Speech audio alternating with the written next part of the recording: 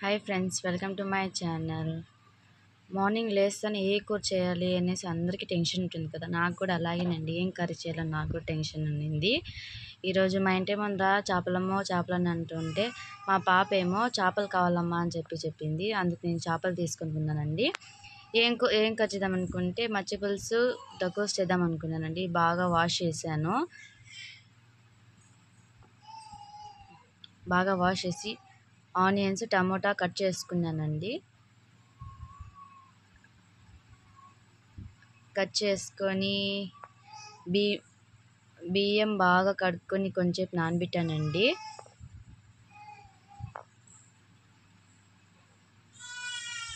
ఒక గిన్నె పెట్టుకొని దాంట్లో ఆయిల్, చెక్క, లవంగ, బిర్యానీ ఆకు, ఆనియన్స్, టమోటాలు, పచ్చిమిరపకాయలు వేసి బాగా వేయించాలండి. బాగా బ్రౌన్ కలర్లో వచ్చేలాగా. దాని తర్వాత అల్లం పేస్ట్ కొంచెం వేయాలి.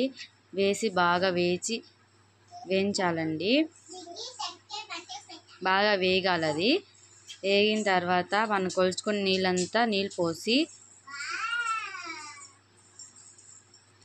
నీళ్ళు కుత అని ఉడికేటప్పుడు మనము చేపలు అనేది దాంట్లోకి వేయాలండి. దాంట్లోకి వేసిన తర్వాత ఒక 10 minutes తర్వాత మళ్ళీ దాన్ని తీసేసి మళ్ళీ ఒక వేరే ప్లేట్స్ చేపలు పక్కన తీసుకొని దాని తర్వాత దాంట్లోకి వేసేయాలండి. దాంట్లోకి వేసిన తర్వాత మనం ముందు నానబెట్టుకున్నాం కదండి బియ్యము, అది వచ్చి దాంట్లోకి వేయాలండి.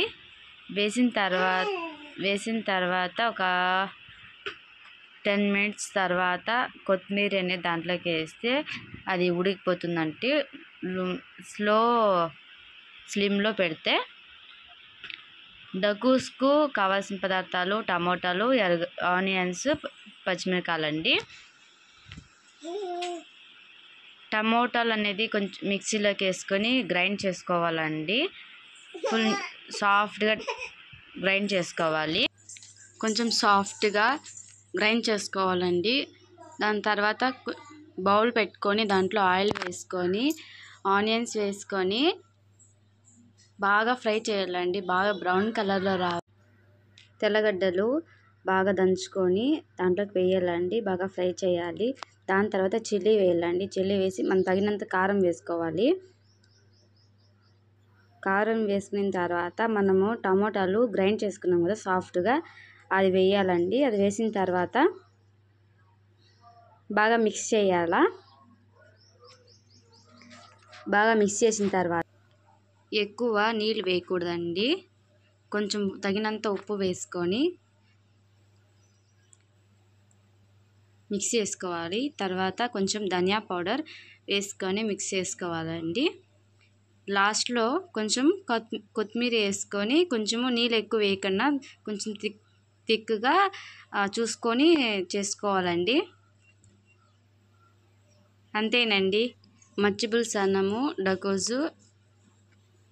మీకు నచ్చితే లైక్ చేయండి, సబ్స్క్రైబ్ చేసుకోండి.